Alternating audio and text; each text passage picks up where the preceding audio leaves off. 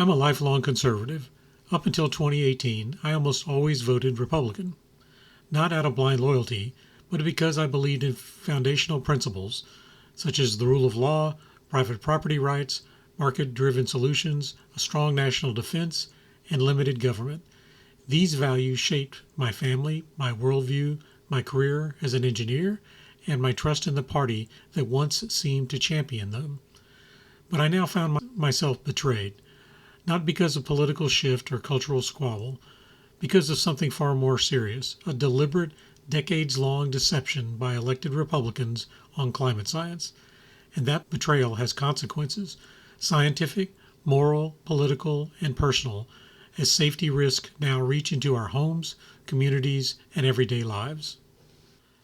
I didn't come to this conclusion overnight. Like many conservatives, I was skeptical. I haven't seen Al Gore's movie, An Inconvenient Truth. I didn't feel I needed to, but I did watch The Great Global Warming Swindle in 2007 and thought it made a compelling case that our climate was fine, that fossil fuels weren't a threat. That should have been the end of it, yet something nagged at me. Engineers don't accept easy answers. We verify, and what I found through a better understanding of the science was disturbing. The claims made in Swindle weren't just flawed, they were misleading and often demonstratively false. The more I investigated, the clearer the truth became. Our climate was not okay. The Earth is warming rapidly, ecosystems are destabilizing, and the root cause is our addiction to using oxygen in the air for free to combust fossil fuels, which then release CO2 emissions into the atmosphere, increasing concentrations that linger for centuries. This isn't conjecture. It's not even new science. It began well over a century ago. Since then, scientists have used rigorous, time-tested methods, including observations, modeling, and peer-reviewed research to build a robust climate scientific consensus. What shocked me even more was how well orchestrated the opposition to this truth has been. The documentary and book Merchants of Doubt revealed a playbook: delay, deflect, discredit. The goal wasn't to disprove the science, it was to sow uncertainty and doubt. Familiar lines were deployed. We aren't 100% sure yet. Let's do more research. Regulations are dangerous. Climate scientists are just in it for the money. Sound familiar? They're the same cynical tactics used to fight action on smoking, acid rain, and the ozone hole. And now these same tactics are weaponized against climate science by some of the very leaders I once voted for. Why? Because for some, even modest environmental regulations provoke a primal fear of creeping socialism. That irrational fear has metastasized into a campaign of disinformation, funded and amplified by fossil fuel interest and parroted by elected Republicans who chose political donations over public duty. Meanwhile, real people suffer through extreme weather, rising cost, and mounting instability. And on the global economic and geopolitical stage, while elected Republicans raise concern about China's rising influence in the world, they now hand them the Make China Great Again bill. The Republican reconciliation bill passed in July 2025 abandons clean energy investments to continue to prop up polluting industries of the past at the expense of taxpayers, public health, and future generations. In return, China thanks these elected Republicans for helping them extend their lead in dominance of energy technologies of the 21st century. Let me be clear. I remain a conservative. I still believe in market economies. I'm skeptical of big government overreach. But being conservative doesn't mean denying reality or ignoring existential threats.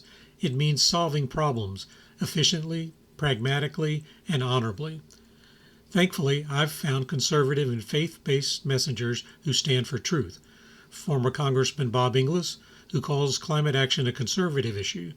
Jerry Taylor, ex-Cato economist turned climate advocate. Evangelical scientist Catherine Hayhoe, who unites faith with facts. Radical capitalist Ray C. Anderson, who proved sustainability can drive profit. And Francis Rooney, a Republican who dared to champion carbon pricing. They are proof you can be pro-market, pro-business, and pro-truth. You can be conservative and still care about climate action. So what exactly are elected Republicans afraid of? Are they so beholden to fossil fuel donors and political orthodoxy that they're unwilling to support even basic scientific literacy among their constituents? They should be actively helping the public understand the core facts behind human-caused climate change, not twisting them, not dodging them, certainly not dismissing them. Because when elected officials avoid educating the public on fundamental science, especially science that directly impacts our economy, national security, and personal safety, it's not just cowardice, it's complicity, and it reveals a deeper fear that an informed electorate might demand action and hold them accountable. Which begs the question, why are elected Republicans so terrified of voters knowing the truth? They continue to ignore sound established science, politicize facts to excuse inaction, delay solutions for lowering emissions, serve political donors over future generations, deny reality while disasters escalate. If they cannot tell the truth about climate, why should we trust them on anything else? This has become my conclusion.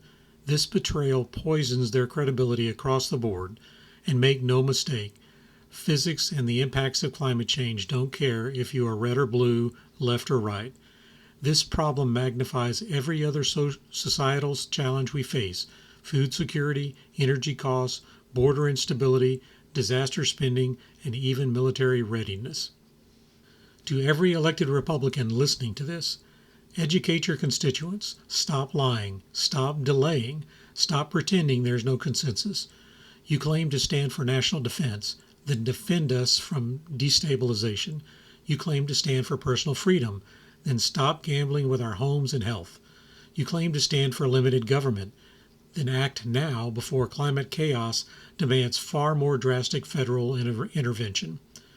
The time for half measures is over. You either stand for truth and bipartisan climate action, or we will organize, mobilize, and vote you out. Not in 10 years, not eventually, soon. To every person living in a district or state governed by elected Republicans, here's what you can do.